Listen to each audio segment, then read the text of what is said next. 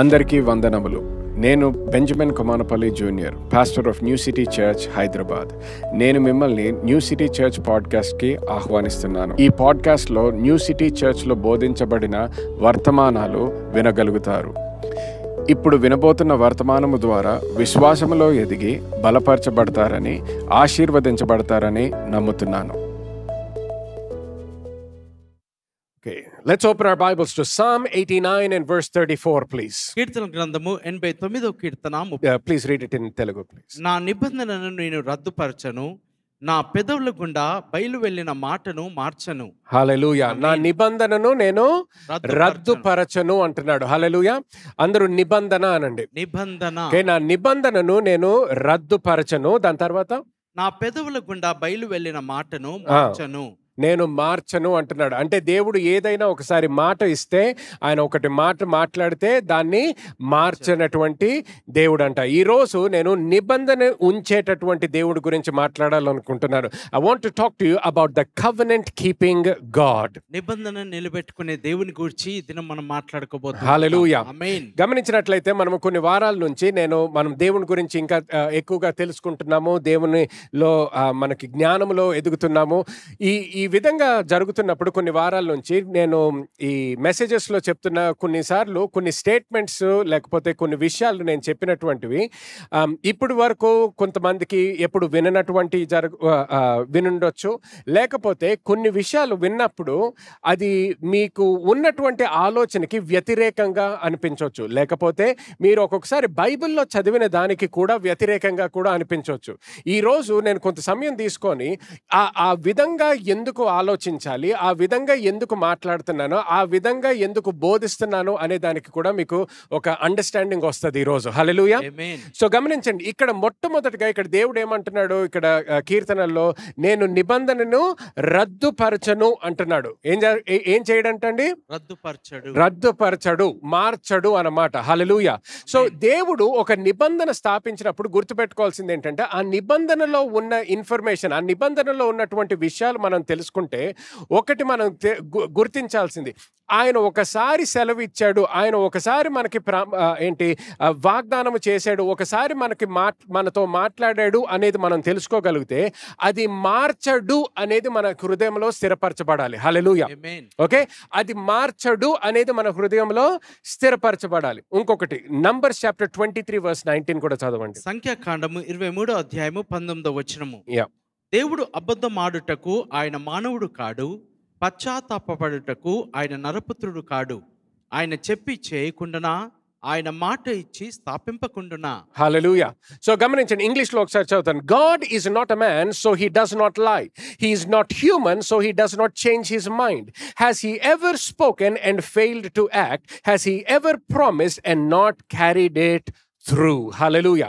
So మరి ఒకసారి ఇది నిబంధన గురించి, ఆయన మాట గురించి, ఆయన వాగ్దానాల గురించి మనం మాట్లాడుతున్నాం. సో దేవుడు ఎప్పుడన్నా ఒకటి వాగ్దానం చేసినట్లయితే అది మార్చడు అనేది సత్యము మన హృదయంలో స్థాపించబడితే ఆ రోజు నుంచి లేకపోతే ఆ క్షణము నుంచి మనము దేవుని గురించి ఆలోచించినప్పుడు, మన పరిస్థితుల గురించి ఆలోచించినప్పుడు, మనము దేవునితో ఎటువంటి సంబంధము ఉన్నది అనేది ఆలోచించినప్పుడు, లేకపోతే how do we approach God, దేవుని దగ్గరికి మనం ఎలాగ వెళ్ళగలుగుతాం, దేవునితో ఎలాగ మాట్లాడాలి, ఈ ప్రశ్నలన్నిటికీ కూడా ఇది పునాదిగా ఉండాలి.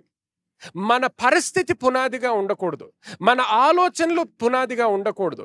మన ఇమోషన్స్ అంటే భావోద్వేగాలు, మళ్ళీ భావోద్రేకాలు. Okay, emotions. ఓకే, మన ఇమోషన్స్ మారకూడదు, మన ఇమోషన్స్ పునాదిగా ఉండకూడదు. అందరికి ఇమోషన్స్ అంటే తెలుసు కదా. Okay, very good, wonderful.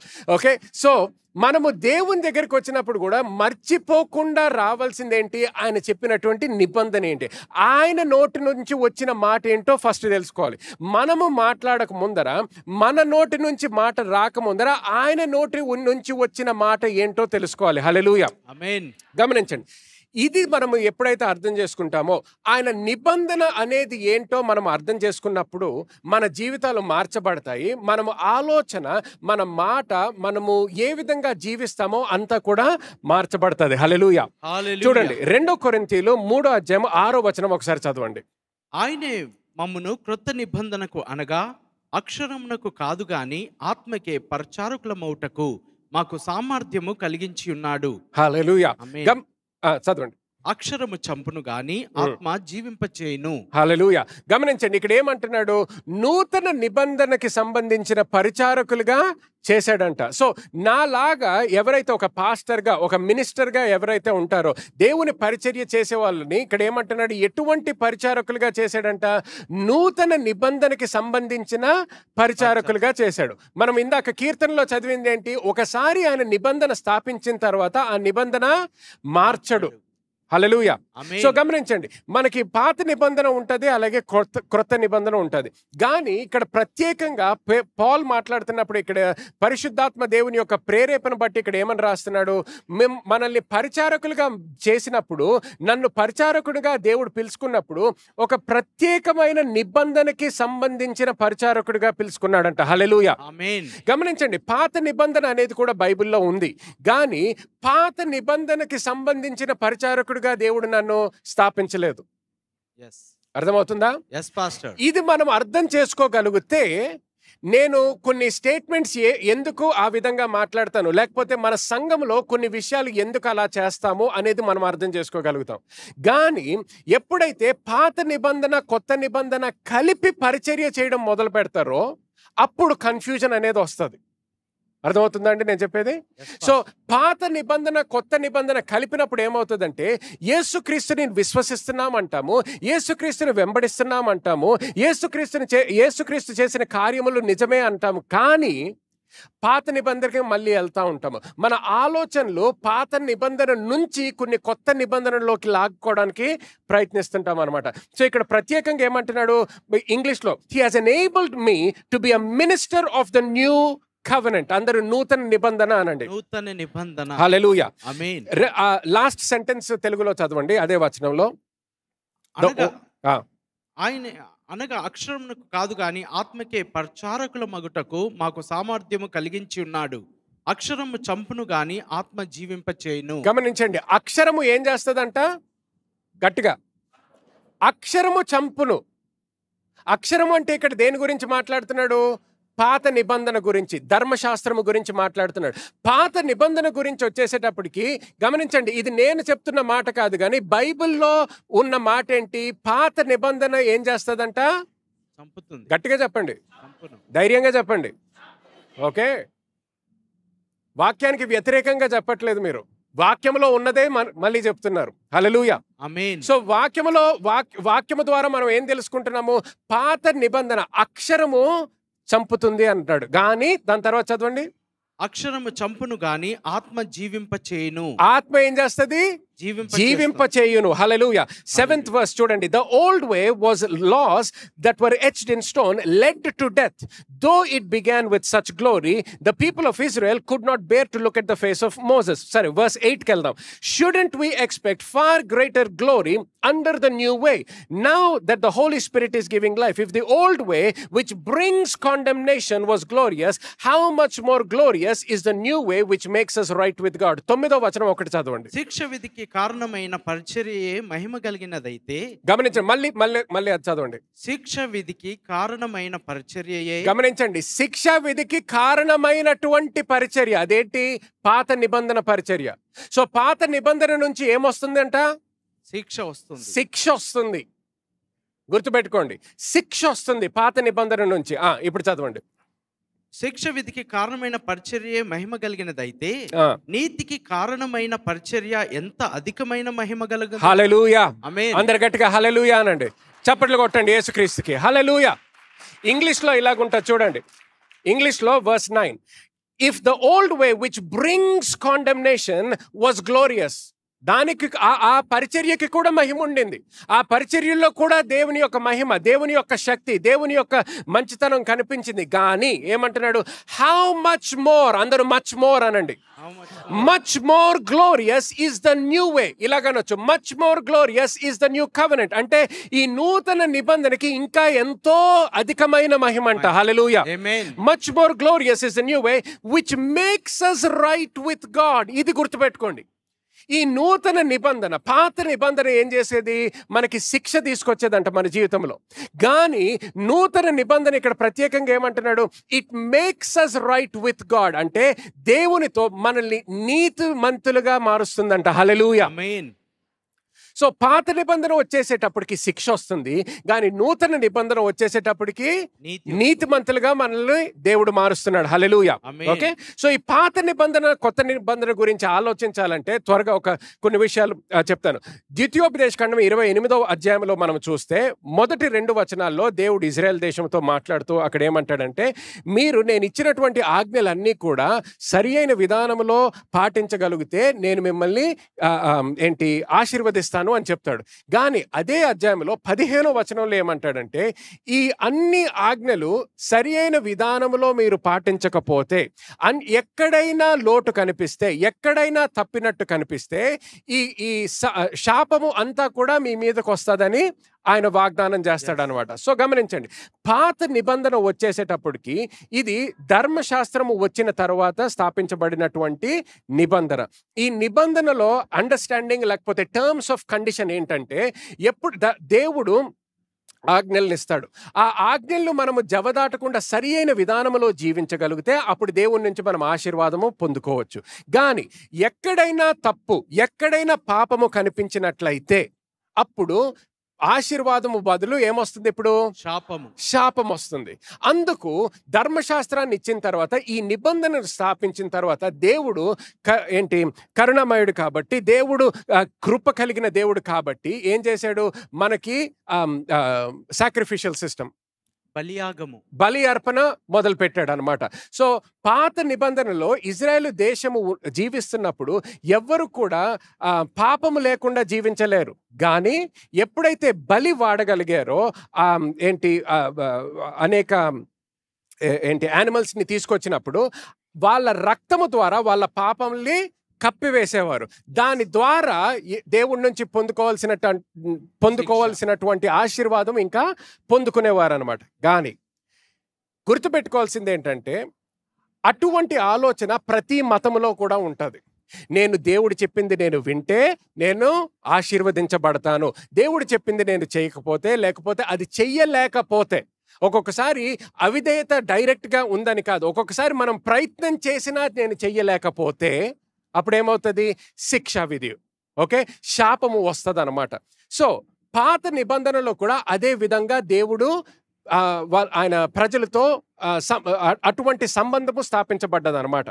కానీ అటువంటి సంబంధము స్థాపించబడిన తర్వాత, యేసుక్రీస్తు వచ్చిన తర్వాత చాలా మంది క్రైస్తవులు ఇప్పుడు ఏమనుకుంటారంటే, సరే యేసుక్రీస్తు నాకు రక్షణ ఇచ్చాడు, రక్షణ ఇచ్చిన తర్వాత కూడా నేను దేవునికి దగ్గర అవ్వాలనుకుంటే, నేను స్వస్థపరచబడాలనుకుంటే, నేను ఆశీర్వదించబడాలనుకుంటే, నాకు విడుదల కావాల్సినట్లయితే, నాకు పై స్థానము కావాల్సినట్లయితే, నేను నా జీవితంలో ముందు అడుగులు వేయాల్సి వచ్చినట్లయితే, నేను ఈ ధర్మశాస్త్రము ప్రకారము లేకపోతే ఏదో ఒక కార్యము ద్వారా దేవునికి దగ్గర అవ్వగలుగుతాను అనుకుంటారు అనమాట. ఓకే, సో గమనించండి, అటువంటి ఆలోచనతో మనం జీవించినప్పుడు గుర్తుపెట్టుకోవాల్సింది ఏంటంటే, జేమ్స్ చాప్టర్ 2:10 ఒకసారి చదవండి తెలుగులో. యాకోబు రాసిన పత్రిక 2వ అధ్యాయము 10వ వచనము. ఎవడైనను ధర్మశాస్త్రమంతయు గైకొనియు ఒక్క ఆజ్ఞ విషయంలో తప్పిపోయిన ఎడల ఆజ్ఞలన్నిటి విషయంలో అపరాధి యగును. ఎన్ని విషయాల్లో తప్పిపోయినట్లు? ఒక్క విషయంలో తప్పిపోయినా అన్ని విషయాల్లో తప్పిపోయినట్టు అంట. సో ఒక క్రైస్తవుడిగా అంటే 10 ఆజ్ఞల్లో నేను 8 సరిగ్గా చేశాను పాస్టర్ గారు, అంతా నా ఆశీర్వాదం రావాలి కదా నా జీవితంలో. దేవుడు అలాగా లెక్క వేయట్లేదంట. దేవుడు ఎలాగ ఆలోచిస్తున్నాడు? ఒక్క విషయంలో కూడా నువ్వు తప్పడుగు వేసినా అన్ని విషయాల్లో తప్పిపోయినట్టే. హల్లెలూయా. చూడండి, రోమాపత్రిక 5వ అధ్యాయము 20వ వచనం చదవండి. మరియు అపరాధము విస్తరించున్నట్లు ధర్మశాస్త్రము ప్రవేశించెను, అయినను పాపము మరణమును ఆధారము చేసుకొని ఎలాగు ఏలెనో. ఓకే, ఇంగ్లీష్లో ఒకసారి చదువుతాను చూడండి. Romans chapter 5:20 NLT. God's law was given so that all people could see how sinful they are. Okay, so sorry, how sinful they were. God's law was given. ధర్మశాస్త్రం ఎందుకు ఇవ్వబడ్డదంట? ఎంత పాపులుగా జీవిస్తున్నారో లేకపోతే వాళ్ళ జీవితంలో ఎంత పాపము ఉందో చూపించడానికి ధర్మశాస్త్రం ఇవ్వబడ్డదంట. అందరికి అర్థమవుతుంది కదండి? Yes, okay, Pastor. Next verse 1 Corinthians chapter 15 verse 56. ఇక్కడ ఇలాగుంటది, for sin is the sting that results in death and the law gives sin its power. మరణపు ముళ్ళు పాపము, పాపమునకున్న బలము ధర్మశాస్త్రమే. పాపముకి ఉన్న బలం ఏంటి? ధర్మశాస్త్రమే. గమనించండి, పాపముకి ఉన్న బలము మన అలవాట్లు అనట్లేదు, పాపముకి ఉన్న బలము మన చెడ్డ తలంపులు అనట్లేదు, పాపముకి ఉన్న బలము మన శరీరము అనట్లేదు. కానీ ఇక్కడ ఏమంటున్నాడు? పాపముకి ఉన్న బలము ఏంటంట? ధర్మశాస్త్రమే. గట్టిగా చెప్పండి, ధర్మశాస్త్రమే. కానీ పాస్టర్ గారు, ధర్మశాస్త్రం దేవుడే ఇచ్చాడు కదా. దేవుడే ఇచ్చాడు, కానీ ఎందుకు ఇచ్చాడు అనేది మనం గమనించాలి. ఎందుకు ఇచ్చాడు, ఏం ప్రూవ్ చేయడానికి, ఏం చెప్పడానికి, ఏం నేర్పించడానికి ధర్మశాస్త్రాన్ని ఇచ్చాడు అనేది మనము తెలుసుకోవాలి. కానీ ధర్మశాస్త్రం ఇచ్చిన తర్వాత మళ్ళీ యేసుక్రీస్తు ఎందుకు వచ్చాడు? యేసుక్రీస్తు వచ్చిన తర్వాత మనము ఇప్పుడు క్రైస్తవులుగా ఏ విధంగా జీవించాలి, ఈ ప్రశ్న వేసుకోవాలన్నమాట. ఎందుకంటే ఈరోజు లోకం అంతటిలో ఉన్న యూదులందరూ కూడా దేని ప్రకారం జీవిస్తున్నారు? ధర్మశాస్త్రం ప్రకారం జీవిస్తున్నారు. వాళ్ళు ఈరోజు యేసుక్రీస్తు గురించి మెస్సయా అని వాళ్ళు ఒప్పుకోరు. అర్థమవుతుందండి? సో ధర్మశాస్త్రము ప్రకారము జీవిస్తున్నారు. ఎందుకు? వాళ్ళకి ఇంకా మెస్సయా రాలేదని. కానీ మనము క్రైస్తవులుగా మనం ఏమంటున్నాము? మనకి మెస్సయా వచ్చాడు అంటున్నాము. The Messiah has arrived. యేసుక్రీస్తు వచ్చాడు, రక్షకుడు వచ్చేసాడు అంటున్నాం. సో రక్షకుడు వచ్చేసాడు అని చెప్పిన తర్వాత మళ్ళీ ధర్మశాస్త్రం కింద ఎందుకు జీవిస్తున్నాము? యూదులలాగా ఎందుకు జీవిస్తున్నాము? చూడండి, గలతీయులకు రాసిన పత్రిక 3వ అధ్యాయం 19వ వచనంలో ఇలాగుంటది, why then was the law given? అసలు ఎందుకు ఇవ్వబడ్డది? ఇది ప్రశ్న. ఎందుకు ఇవ్వబడ్డది? It was given alongside the promise to show people their sins. ఎందుకు ఇవ్వబడ్డదంట? వారి పాపములను చూపుటకు, పాపముని చూపించడానికి ఇవ్వబడ్డది. నీతిమంతులుగా చేయడానికి కాదు, దేవునికి దగ్గరికి తీసుకురావడానికి కాదు, నీకు ఆశీర్వాదాన్ని ఇవ్వడానికి కాదు. గుర్తుపెట్టుకోండి, ఆశీర్వాదము ఇవ్వడానికి అంటే అబ్రహాంకి ధర్మశాస్త్రం ఎక్కడుంది? కానీ అబ్రహాం ఆశీర్వదించబడ్డా? చెప్పండి ఒకసారి. సో ధర్మశాస్త్రం దాని కొరకు కాదు. ధర్మశాస్త్రము ఎందుకు ఇవ్వబడ్డది? ధర్మశాస్త్రము ద్వారా మనము దేవుని దగ్గర అవ్వాలని. పాస్టర్ గారు, అబ్రహాం దగ్గరగా ఉన్నాడా దేవునికి? ఉన్నాడు. ఫ్రెండ్ ఆఫ్ గాడ్ అన్నాడు ఏబ్రహాంని. దేవునికి స్నేహితుడు అన్నాడు. ధర్మశాస్త్రం ఉండిందా? లేదు. ధర్మశాస్త్రము లేకుండానే దేవుడు ఆశీర్వదించగలిగాడు. ధర్మశాస్త్రము లేకుండానే దేవుడు నీతిమంతుడిగా మార్చాడు అబ్రహాంని. ధర్మశాస్త్రము లేకుండానే ఆయన్ని దగ్గర తీసుకున్నాడు. హల్లెలూయా. కానీ ధర్మశాస్త్రము ఎందుకు ఇవ్వబడ్డది? చాలా మంది జీవితాల్లో చాలా మందికి ఆలోచన ఎలాగంటే, ధర్మశాస్త్రము ఎందుకు ఇవ్వబడ్డది? మనల్ని సరి అయిన విధానంలో జీవించడానికి సహాయం చేయడానికి కాదు. కాదు. పర్వాలేదు, చప్పట్లు దేవునికి కొట్టండి. నేను కాదు ఇచ్చింది ధర్మశాస్త్రం.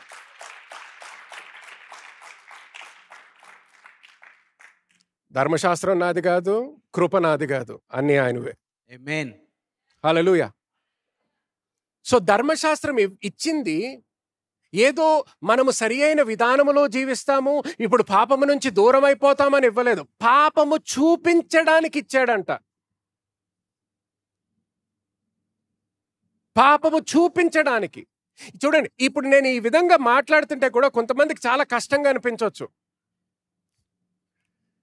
ఆన్లైన్ టీవీలో చూస్తున్న వాళ్ళకి కూడా కొంతమందికి చాలా ఇప్పుడు డౌట్లు ఎక్కువ అవుతుండొచ్చు, కష్టంగా అనిపించవచ్చు. ఎందుకంటే 10 ఆజ్ఞల గురించి చిన్నప్పటి నుంచి నేర్చుకున్నాం. ఇప్పుడు సడన్గా 10 ఆజ్ఞలు మన మంచి కోసం కాదంటే, నేను గమనించండి, 10 ఆజ్ఞలు పాటించడము తప్పు అనలేదు. కానీ 10 ఆజ్ఞలు మనకి ఎందుకు ఇవ్వబడ్డాయి? యాక్చువల్లీ పాత నిబంధనలో 600 కన్నా ఎక్కువ ఆజ్ఞలు ఇవ్వబడ్డాయి. ఆ కమాండ్మెంట్స్ అంతా ఎందుకు ఇవ్వబడ్డాయి? మనల్ని దేవుని దగ్గరికి తీసుకురావడానికి కాదు, మనల్ని ఆశీర్వదించడానికి కాదు, మనల్ని డెలివరెన్స్ అంటే విడుదల రావడానికి కాదు. ఇన్ఫ్యాక్ట్ బంధకము. ఎందుకంటే ఇప్పుడు నేను అబ్రహాములా కూడా జీవించలేను, నేను దేవుని దగ్గరికి రాలేను. అబ్రహాముని నీతిమంతుడు అన్నాడు, దాని తర్వాత ఇంకెవరినన్నా నీతిమంతుడు అన్నాడా? ధర్మశాస్త్రం వచ్చిన తర్వాత ఎవరినన్నా అన్నాడా? అనలేకపోయాడు దేవుడు. ఎందుకు? అందరూ ధర్మశాస్త్రం కింద జీవిస్తున్నారు. ఎవ్వరూ నీతిమంతులుగా మార్చబడట్లేదు. కానీ ధర్మశాస్త్రం రాక ముందర అబ్రహాము తప్పు చేసినా కూడా నువ్వు నీతిమంతుడు అన్నాడు దేవుడు. హల్లెలూయా. ఆమేన్. సో గమనించండి, పాత నిబంధన ఎందుకు ఇవ్వబడ్డది? మనలో ఉన్న పాపము చూపించడానికి. కానీ గమనించండి ఇక్కడ, okay, to show people their sins. But the law was designed to last only until the coming of the child who was promised. Hallelujah. Amen. But the law was designed అంటే దేవుడు ఎప్పుడైతే ధర్మశాస్త్రాన్ని తయారు చేశాడో, ఎప్పుడైతే ధర్మశాస్త్రాన్ని మోషే ద్వారా ఇజ్రాయెల్ దేశానికి ఇచ్చాడో, ఏ విధంగా ఇచ్చాడు, ఏ ఆలోచనతో ఇచ్చాడు? It was designed to last only until a certain time. అది ఏ విధంగా, ఎటువంటి ఆలోచనతో ఇచ్చాడంటే, నేను ఇస్తున్నాను, దీన్ని మీరు పాటించాలి, దీని క్రింద మీరు ఉండాలి, కానీ ఒక కాలము వరకు మాత్రమే. ఆమేన్. హల్లెలూయా. హల్లెలూయా. ఆ కాలము ఎప్పుడంట? until the coming of the child who was promised. ఎవరి గురించి వాగ్దానాలు వచ్చినాయి? యేసుక్రీస్తు గురించి. యేసుక్రీస్తు వచ్చాడా? వచ్చాడు.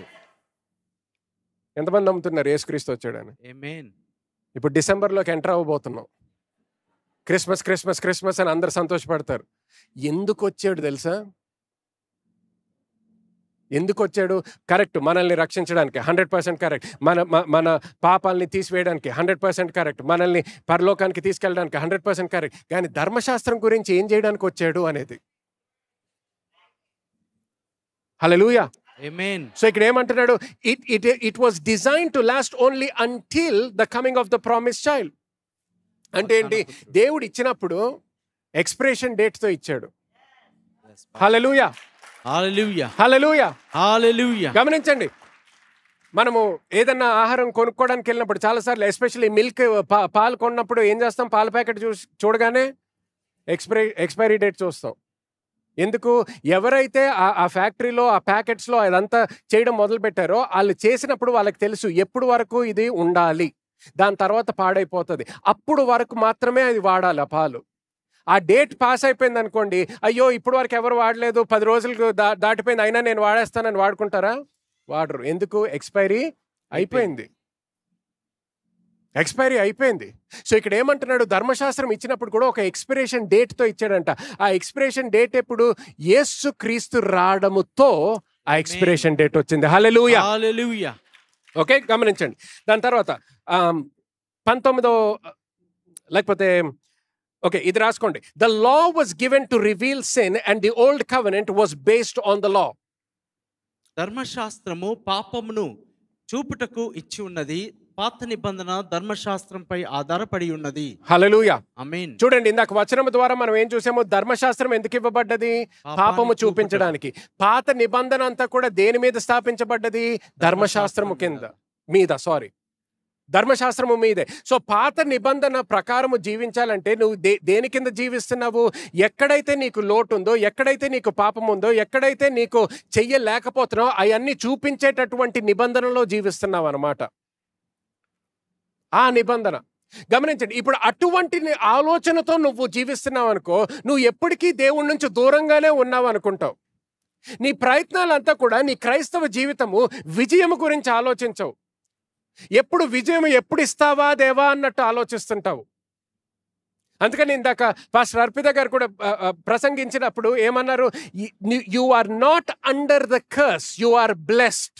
మీరు శాపము క్రింద లేరు, మీరు ఆశీర్వదింపబడి ఉన్నారు. ప్రతి ఒక్కరిని నేను ఆశీర్వదించబడ్డాను అనండి. నేను ఆశీర్వదింపబడ్డాను. హల్లెలూయా. ఆమేన్. You are not trying to be blessed. ఇంకా ఎప్పుడో ఆశీర్వదించబడతాను అనేది కాదు, నువ్వు ఆశీర్వదించబడ్డావు. హల్లెలూయా. ఆమేన్. చూడండి, గలతీయులకు రాసిన పత్రిక, లేకపోతే రోమన్స్ 3కి వెళ్దాం. ఫస్ట్ రోమన్స్ చాప్టర్ 3 అండ్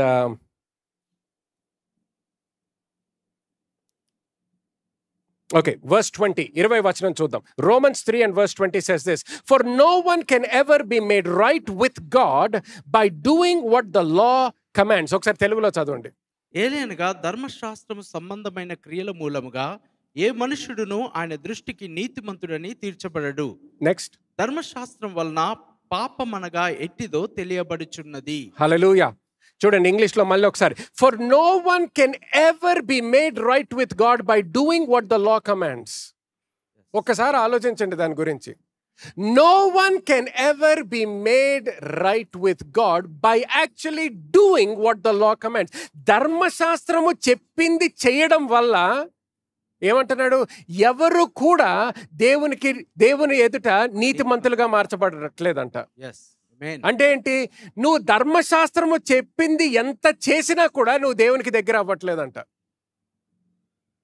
ఎందుకు? ధర్మశాస్త్రము ఇవ్వబడ్డది నిన్ను దగ్గర తీసుకురావడానికి కాదు. నీలో ఎన్ని తప్పులున్నాయి, నీలో ఎంత పాపముందో చూపించడానికి ఇవ్వబడ్డది. హల్లెలూయా. నేను ముందర ఒకసారి ప్రసంగించేటప్పుడు దీని గురించి అన్నాను. ధర్మశాస్త్రము అనేది ఒక థర్మోమీటర్ లాంటిది. నీలో ఎంత జ్వరం ఉందో చూపిస్తుంది అంతే, నిన్ను బాగు చేసే శక్తి లేదు.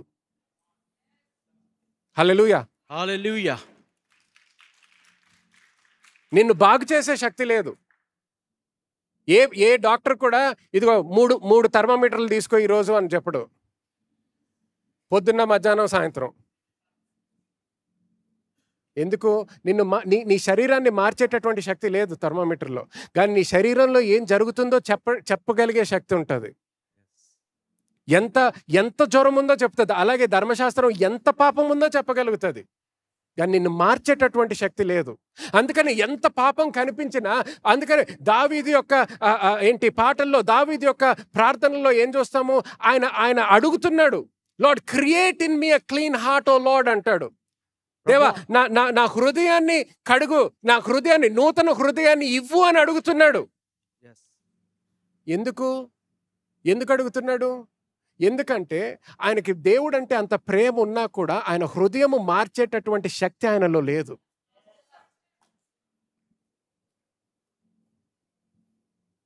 కానీ దేవుడు దావీదు గురించి ఏమంటాడు? ఆ man after my own heart అంటాడు. నా హృదయానుసారుడు అంటున్నాడు. అది అటువంటి మనిషికి కూడా, అటువంటి వ్యక్తికి కూడా ఆయన హృదయాన్ని మార్చేటటువంటి శక్తి ఆయనకి లేదు.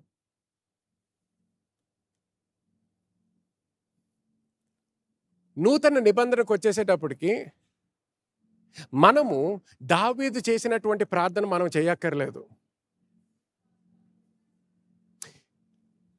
ఇప్పుడు చూడండి, ఈ డిఫరెన్స్ మనకు అర్థం అవ్వకపోతే, దావీదు ప్రార్థన చేశాడు కదండి, ఇప్పుడు నేను కూడా అదే ప్రార్థన చేస్తాను అనుకుంటారు.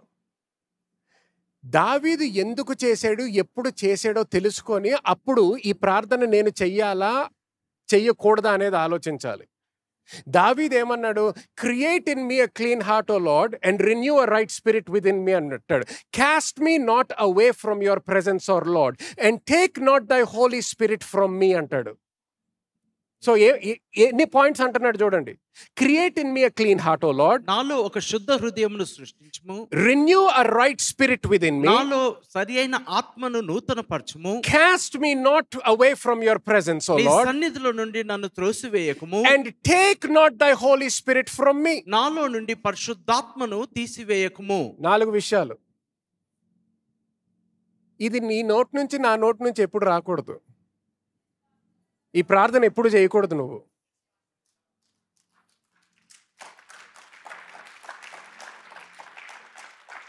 Create in me a clean heart, శుద్ధ హృదయము నాలో సృష్టించుము.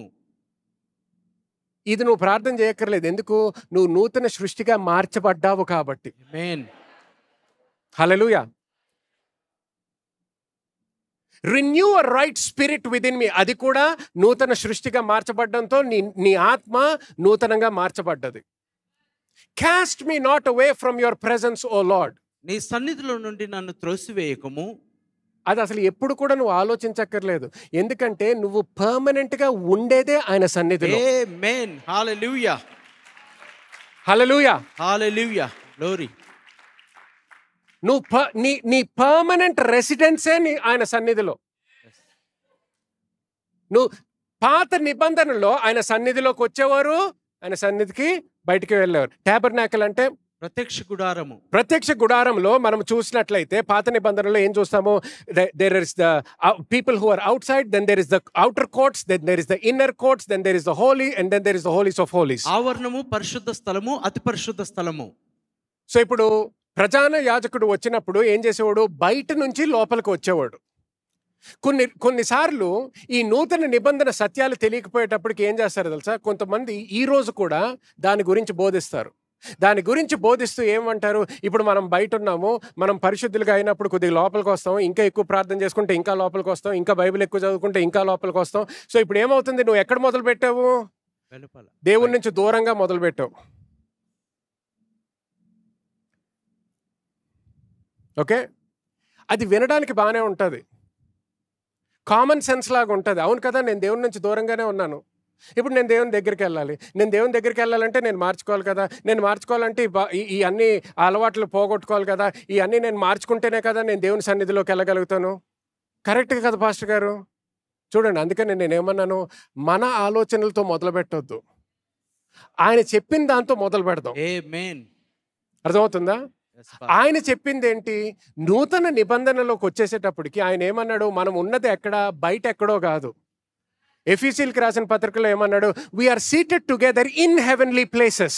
మనము పరలోక సంబంధమైన స్థలంలో క్రీస్తుతో సహా కూర్చొని ఉన్నాము. ఎవరితో కూర్చున్నామండి? క్రీస్తుతో. గట్టిగా చెప్పండి. క్రీస్తుతో. అందరు గట్టిగా. క్రీస్తుతో కూర్చున్నారు. క్రీస్తుతో కూర్చుంటే నాకు ఒకే ప్రశ్న, అంటే తండ్రి ఎక్కడో లోపల ఉంటే క్రీస్తు బయట ఎక్కడో ఉన్నాడా? లేదు. ఎప్పుడు వెళ్ళగలుగుతానో తండ్రి సన్నిధికి అని ఆలోచిస్తున్నాడా? ఆయన ఆలోచించకపోతే నువ్వెందుకు ఆలోచిస్తున్నావు? That's right. నువ్వు బయట ఎక్కడో లేవు. చూడండి, చాలాసార్లు వర్షిప్కి వచ్చేసేటప్పటికి కూడా పాటల గురించి, ఎస్పెషలీ మన ఇండియన్ కమ్యూనిటీలో చాలాసార్లు చూస్తుంటారు, heart touching, anything that touches your heart దానికి మూవ్ అయిపోతుంటారు.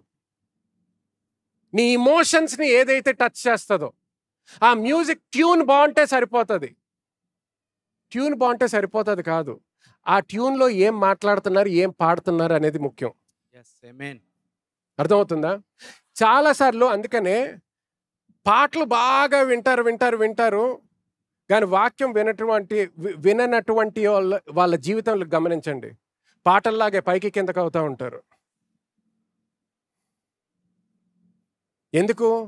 పాటల వలన మనకి విడుదల రాదు, సత్యము ద్వారా విడుదల వస్తుంది. ఆమేన్. హల్లెలూయా. yes Lord. సత్యము ద్వారా విడుదల వస్తుంది. నేను పాటలు పాడొద్దు అనట్లేదు, పాటలు పాడాలి, సంతోషంగా నాట్యం వేయాలి, చప్పట్లు కొట్టాలి, ఆరాధించాలి, ఏంటి మోకాళ్ళు ఉండాలి, చేతులు ఎత్తాలి, అన్నీ చెయ్యాలి, కానీ సత్యముతో. ఆమేన్. ఇమోషన్స్తో కాదు, సత్యముతో. ఇందాక క్లాస్లో అన్నారు కదా పాస్టర్ అర్పిత, కృప అనే పాటలో పాడుతున్నప్పుడు, ప్రవక్తగా నన్ను నియమించావు అని చెప్పిన తర్వాత దాని ప్రకారం ఆలోచించు. మళ్ళీ అడుక్కునే వాడిలాగా ఆలోచించొద్దు. పాట పాడినంతసేపు ఓ ట్యూన్ బాగుంది, ఓ పాడేద్దాం, మళ్ళీ ఇంటికి వెళ్ళిపోయేటప్పుడు నా పరిస్థితులు చూడొద్దు, నువ్వు ప్రవక్తగా చూసుకో. ఆమేన్. హల్లెలూయా. గ్లోరీ. ఇంటికి వెళ్ళినప్పుడు ప్రవక్తగా నిన్ను మార్చాడు అనేది మర్చిపోవద్దు. ఎస్. అర్థమవుతుందండి ఇప్పుడు నేను చెప్పేది? సో ఇక్కడ ఏమంటున్నాడు? ఆయన చేసినటువంటి కార్యము మనం తెలుసుకొని దాని ప్రకారం మనము జీవించాలి, దాని ప్రకారం ఆలోచించాలి. ఇక్కడ నేను ఇందాక చదివింది, so for no one can ever be made right with God by doing what the law commands. The law simply shows us how sinful we are. ఇది రాసుకోండి, you cannot be made right with God by doing what the law commands. ధర్మశాస్త్రము ఆజ్ఞాపించినది చేయట ద్వారా దేవుని ఎదుట నీతిగా ఎంచబడలేవు. హల్లెలూయా. ఆమేన్. హల్లెలూయా. So గమనించండి, ధర్మశాస్త్రం దేవుడి నుంచే వచ్చింది, కానీ అదేదో నేను పాటించి నా కష్టము ద్వారా నేను నీతిమంతుడిగా మార్చబడతానంటే అది జరిగేటటువంటి పని కాదు.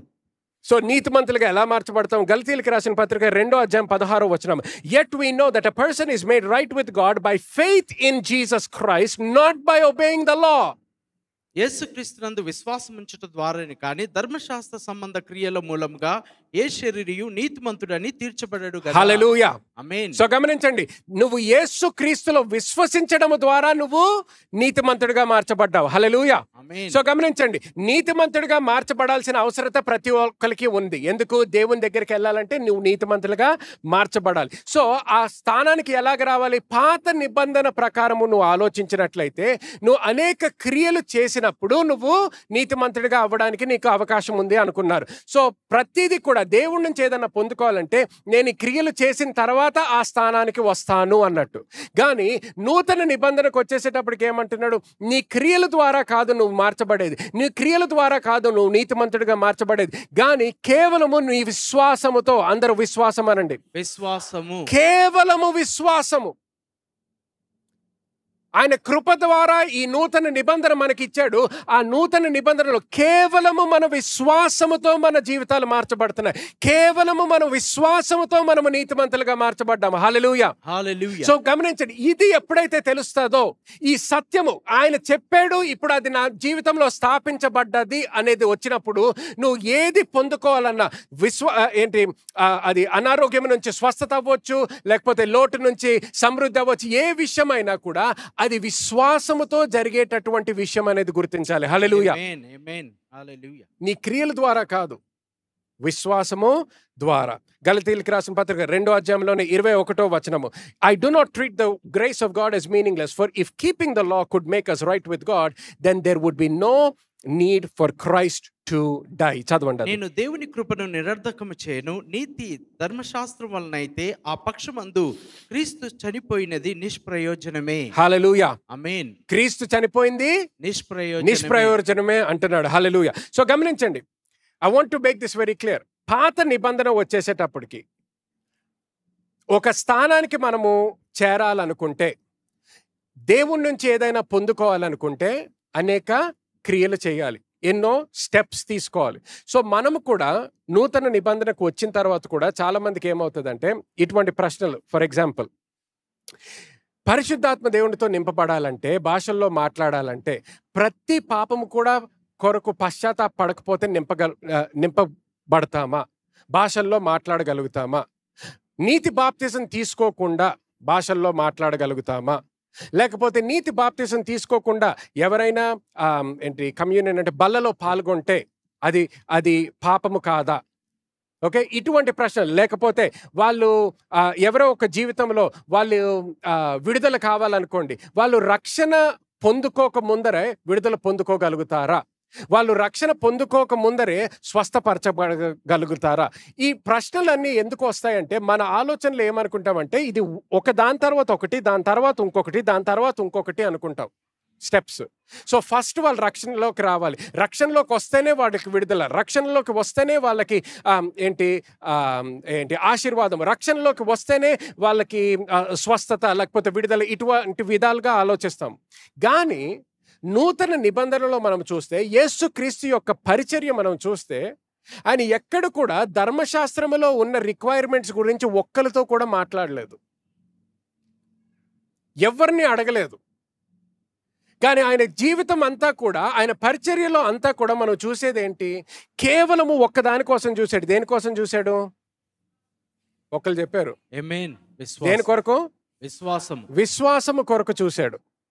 అందుకనే రక్తస్రావంతో బాధపడుతున్న స్త్రీ వచ్చినప్పుడు ఆయన ఇప్పుడు నేను స్వస్థపరుస్తాను అని ఆలోచించడానికి కూడా సమయం లేదు. కానీ ఎప్పుడైతే ఆమె దేవుని యొక్క కృపలో విశ్వసించిందో, ఆమె వచ్చి ఆమె కావాల్సింది పొందుకుంది. సో నూతన నిబంధనలో గుర్తుపెట్టుకోవాల్సింది ఏంటంటే, అన్నిటికైనా ముఖ్యమైనది విశ్వాసము. ఆయనలో విశ్వాసం, మనలో విశ్వాసము అనట్లేదు, మనము చేసేటటువంటి క్రియల్లో విశ్వాసము అనట్లేదు నేను. అన్నిటికైనా ముఖ్యం. అందుకనే మనము యాక్ట్స్లో చదివినప్పుడు పేతురు ఒక దగ్గరికి వెళ్ళి పరిశుద్ధాత్మ దేవుని గురించి మాట్లాడడం మొదలు పెడుతున్నప్పుడు వాళ్ళు బాప్తిజం తీసుకోకముందరే పరిశుద్ధాత్మ దేవునితో నింపబడతారు. ఆశ్చర్యపడతారు వాళ్ళు కూడా, అదేంటి వీళ్ళు ఎలా నింపబడ్డారు, జెంటైల్స్ ఎలాగ నింపబడుతున్నారు, ఎన్నో ప్రశ్నలు ఉండినాయి. కానీ ఆ ప్రశ్నలు అన్నిటికీ జవాబు ఏంటి? పాత నిబంధనలో లేరు, ఇప్పుడు నూతన నిబంధనలో ఉన్నారు. హల్లెలూయా, హల్లెలూయా, హల్లెలూయా. గమనించండి, యేసుక్రీస్తు యొక్క పరిచర్యలో ఆయన స్వస్థపరచబడిన వాళ్ళు లేకపోతే విడుదల పొందిన వాళ్ళు ఎవరు కూడా క్రైస్తవులు కాదు. అప్పటికి క్రైస్తవులు అనేదే లేదు. క్రైస్తవులు ఎప్పుడు మొదలయ్యారు? ఆయన మరణించి తిరిగి లేచిన తరువాత, సంఘం స్థాపించబడినప్పటి నుంచి క్రైస్తవులు అనేది మొదలయ్యింది. సో ఎవరిని కూడా ఇప్పటి వరకు నువ్వు ఎన్ని పాపాలు చేసావు, ఫస్ట్ పశ్చాత్తాపడు, ఇప్పుడు నేను స్వస్థపరుస్తాను అనలేదు. అర్థమవుతుందంటే నేను చెప్పేది? సో అంటే ఏంటి, దీన్ని బట్టి మనం తెలుసుకోవాల్సింది, నూతన నిబంధనకు వచ్చేసేటప్పుడు ఎన్నో స్టెప్స్ తీసుకొని మనము మన స్థానానికి రావడము కాదు, ఒకే స్టెప్.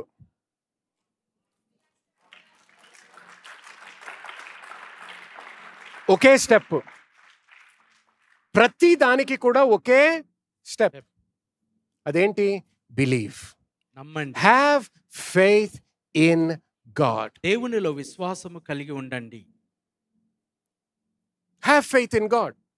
ఆయన చేసిన కార్యము మీద నువ్వు విశ్వసించు. గమనించండి, ఇప్పుడు చాలాసార్లు అలాగా అనుకున్నప్పుడు కొంతమంది అనుకోవచ్చు, కానీ అదేంటండి మరి ఒక క్రమం ఉండాలి కదా, ఒక పద్ధతి అనేది ఉండాలి కదా. క్రమము ఉండాలి, పద్ధతి ఉండాలి అనేది యేసుక్రీస్తుకు కూడా తెలుసు. ఒకసారి గుర్తుందా, ఆ ప్యారలైజ్డ్ మ్యాన్ ని నలుగురు స్నేహితులు తీసుకొని వస్తారు. నలుగురు స్నేహితులు తీసుకొచ్చినప్పుడు మీటింగ్, ఆయన ప్రసంగం చేస్తున్నాడు. ప్రసంగం చేస్తుంటే పైన ఒక హోల్, దాని నుంచి కిందకి దిగుతాడు. దిగినప్పుడు యేసుక్రీస్తు ఏమంటాడు? వాళ్ళ విశ్వాసము చూస్తాడంట. వాళ్ళ విశ్వాసము చూసి ఆయనతో ఏమంటాడు? మొట్టమొదటిగా ఏమన్నాడు? మనుష్యుడా, నీ పాపములు క్షమింపబడి ఉన్నవి. దానికోసం అడిగాడా? మరి అదేంటి, అడగకుండా ఎందుకు క్షమిస్తున్నాడు?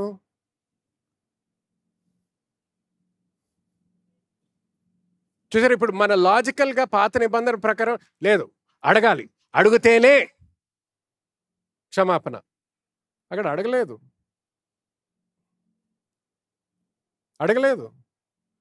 కానీ ఏం చూశాడు?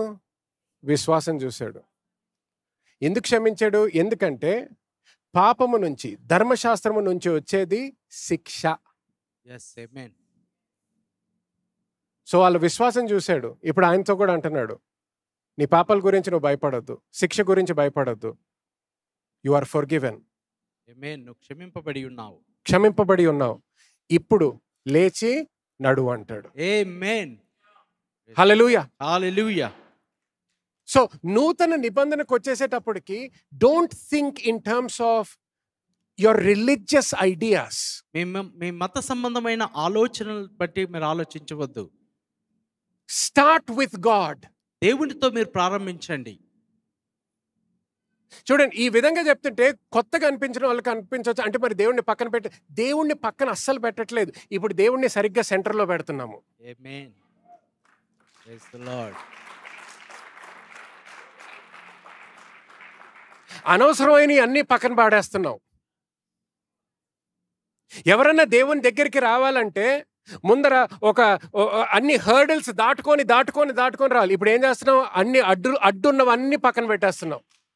ఆమేన్. హల్లెలూయా. అడ్డున్నవన్నీ పక్కన పెట్టి, ఇప్పుడు అందుకనే ధర్మశాస్త్రము ద్వారా ఏమొచ్చింది? అడ్డంకులు వచ్చినాయి. దేవుని దగ్గరికి రావడానికి కష్టమైంది.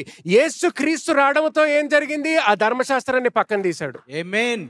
అందుకని ఏమన్నాడు? Any man goes to the father, no man can go to the father except by me. నా ద్వారానే తండ్రి యొద్దకు మీరు చేరుకోగలరు. నా ద్వారా, అంతే. It's only one step. అందుకనే ఇప్పుడు క్రీస్తులో ఉన్న ప్రతి వ్యక్తికి దేవుడి నుంచి పొందుకోవాల్సిన అంతా కూడా పొందుకున్నావు. ఆమేన్.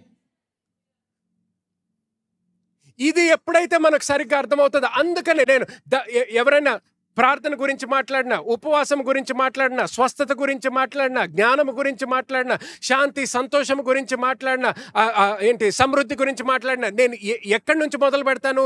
మీరు ఈ అన్నీ పొందుకున్నారు అని చెప్తాను. పొందుకోవడానికి ప్రయత్నం చేయండి, పొందుకోవడానికి ఈ పని చేయండి, పొందుకోవడానికి ఆ పని చేయండి అని చెప్పను నేను. క్రీస్తులో మీరు ఎవరై ఉన్నారో తెలుసుకోండి. హల్లెలూయా. ఆమేన్. నూతన నిబంధనలో ఒక దగ్గర రాసి ఉంటుంది, మీరు ఈ లోకంలో జీవిస్తూ కూడా నిబంధన తెలియకుండా జీవించారు కాబట్టి దేవుడు లేనట్టు, ఇంకా నిరీక్షణ లేనటువంటి జీవితాలు జీవించారు అంటాడు. కానీ ఎప్పుడైతే నిబంధనలో ఉన్న సత్యము తెలుసుకుంటావో, నిబంధన నీ కొరకు ఇవ్వబడ్డదని ఎప్పుడైతే తెలుసుకుంటావో, నువ్వు చేయాల్సింది ఒక్కటే, ఆ నిబంధనలో నువ్వు విశ్వసించాలి. హల్లెలూయా, ఆమేన్ ఆమేన్ హల్లెలూయా. హల్లెలూయా. సో గమనించండి, ఎందుకు ఎక్కడి నుంచి పాస్టర్ ఈ ధైర్యం, లేకపోతే ఏ విధంగా ఇలాగ జీవించగలవు? ఎందుకంటే నువ్వు జీవించేది, నువ్వు విశ్వసించేది నీ క్రియల్లో కాదు. ఇప్పుడు నువ్వు విశ్వసించేది అంతా యేసుక్రీస్తు చేసిన కార్యము, ఆయన చేసినటువంటి క్రియల్లో నువ్వు విశ్వసిస్తున్నావు. హల్లెలూయా, ప్రైజ్ ది లార్డ్. ఆయన చేసినటువంటి కార్యం ఎప్పుడైతే దానిలో నువ్వు స్థాపించబడగలుగుతావో, గమనించ, it is impossible for you to fail in life. మీ జీవితంలో తప్పిపోవుట అసాధ్యము. తప్పిపోలేవు, ఆమేన్. ఫెయిల్ అవ్వలేవు. పాస్టర్ అలాగే అంటారండి. కమన్, అంటే humanly it is possible to fail. Humanly it is possible to fail. అది humanly it is possible, but you are not just a human, you are a new creation. మానవ విధానంలో తప్పిపోవచ్చును, కానీ నువ్వు మానవుడు మాత్రమే కాదు, You are a నూతన new సృష్టివై creation. ఉన్నావు. నూతన సృష్టివై ఉన్నావు. Hallelujah, hallelujah, hallelujah. Hallelujah. Humanly a man cannot walk on water. మానవుని రీతిగా ఆ యొక్క నీటిపైన ఒక మానవుడు నడవలేడు. Humanly you cannot feed thousands of people with 5 loaves and 2 fish. మానవనీయంగా 5 రొట్టెలు 2 చేపలతో 5,000 మందికి నీ But పోషించలేడు. in the realm of the spirit all things are possible. కానీ ఆత్మీయ ప్రపంచంలో సమస్తము సాధ్యమే. Hallelujah, హల్లెలూయా, hallelujah. హల్లెలూయా. నీకు ఎర్ర సముద్రము కనిపిస్తున్నా భయపడాల్సిన అవసరత లేదు. ఆమేన్. గ్లోరీ. అందుకని నేను ప్రార్థన వచ్చేటప్పటికి ఎర్ర సముద్రం కనిపిస్తుంటే దేవా దేవా అలా ప్రార్థన చేయడం ఆపండి. yes.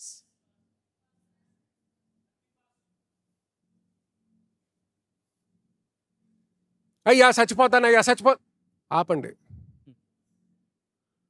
ఆపండి.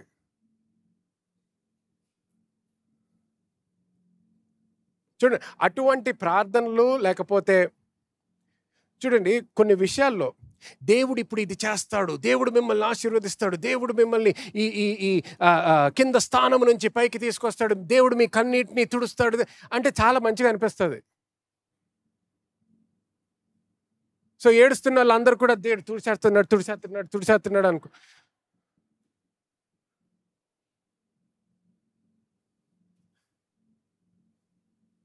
వినడానికి బాగుంటే సరిపోదు, వినేది సత్యమా కాదా?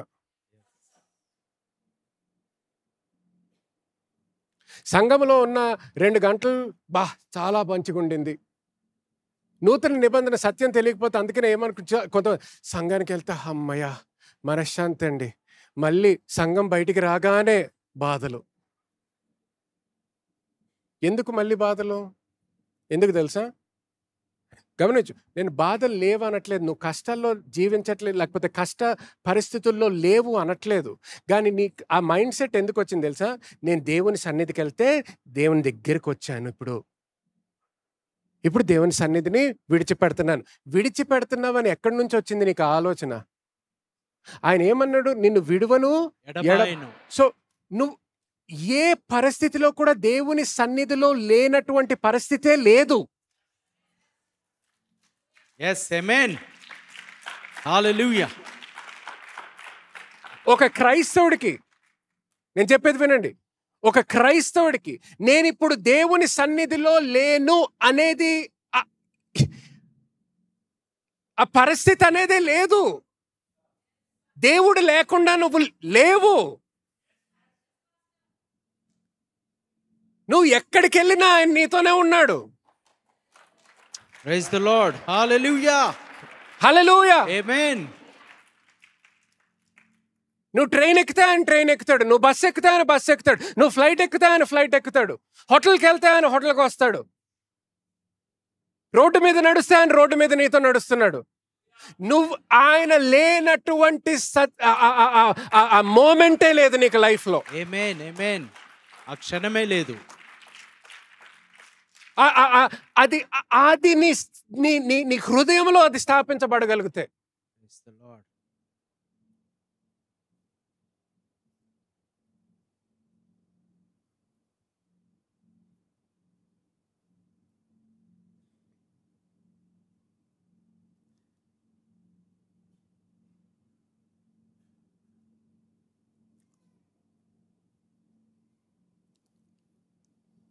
నువ్వు ఏం చేసినా నేను వదిలిపెట్టడు అనేది నీకు అర్థం అవ్వగలిగితే, ఆయన ఎంత కృప కలిగిన దేవుడో నువ్వు అర్థం చేసుకోగలిగితే, ఎంత ఆశీర్వదించాలి అని కోరుకుంటున్నాడో నువ్వు అర్థం చేసుకోగలిగితే,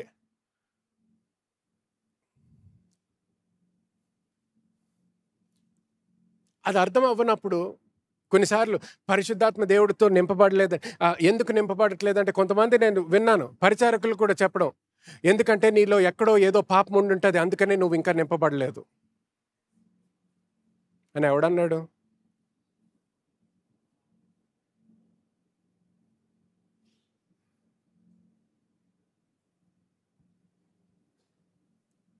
మైక్ ఉంటే సరిపోదు,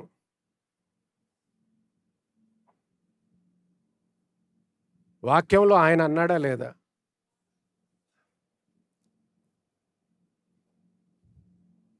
ఎక్కడో ఎవరో శపించుంటుంటారు నిన్ను, ఎక్కడో మీ జీవితంలో ఎవరో తాత ముత్తాతలు ఏదో చేసుంటుంటారు, అందుకనే ఈ శాపం. తాత ముత్తాతలు చేస్తే ఏంటి? నేను క్రీస్తు, నువ్వు ఒక క్రైస్తవు. నువ్వు ఇప్పుడు చూడండి, వేరే మతం వాళ్ళతో మాట్లాడుతుంటే అది. నేను ఈరోజు ప్రత్యేకంగా క్రైస్తవులతో మాట్లాడుతున్నాను. ఆమేన్. తాత ముత్తాతలు చేస్తే ఏంటంట?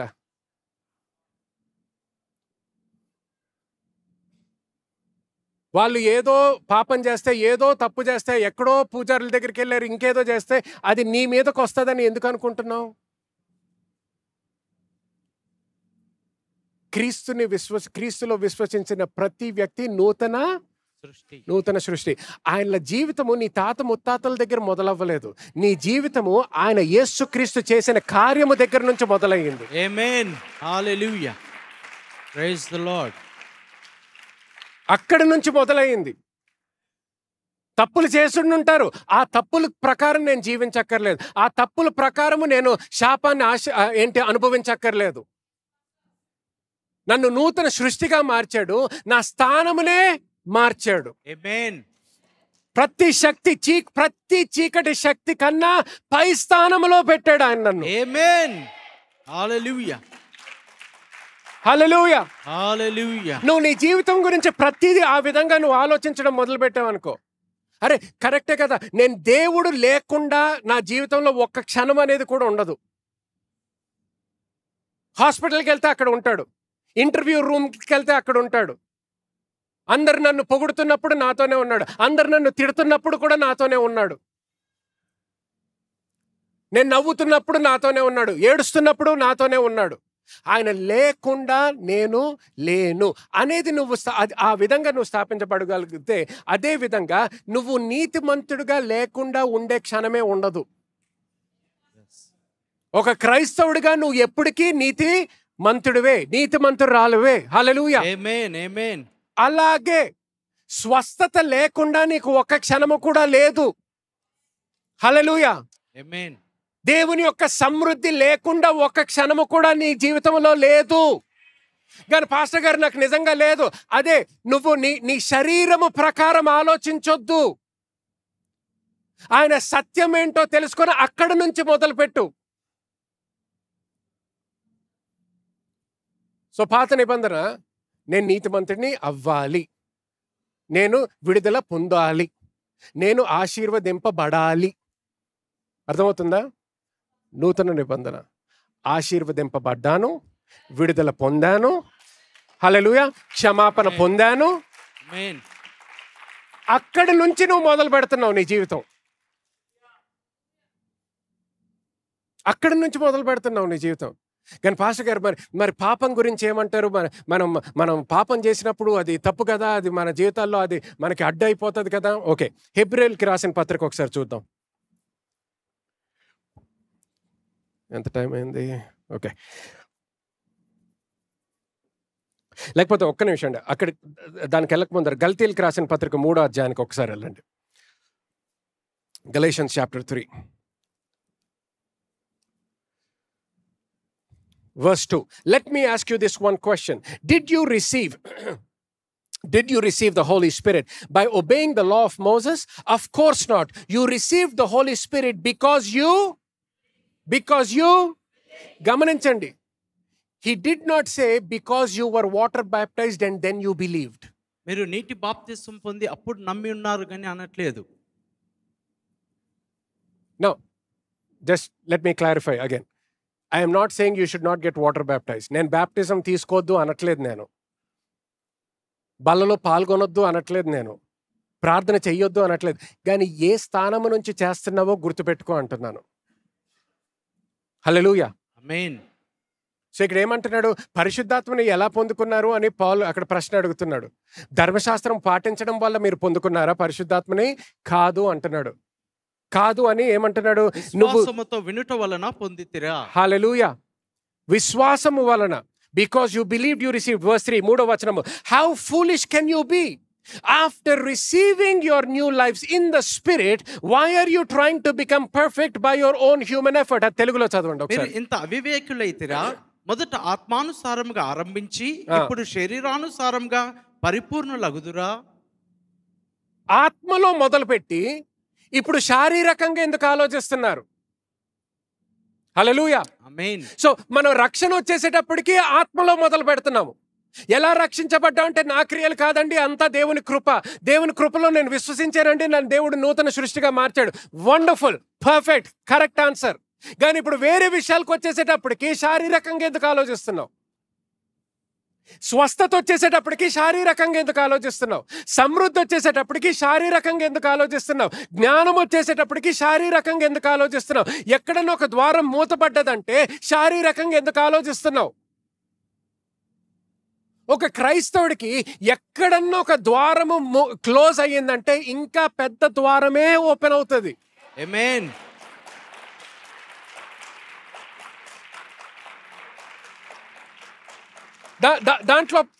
దాంట్లో ఎటువంటి ప్రశ్నే లేదు.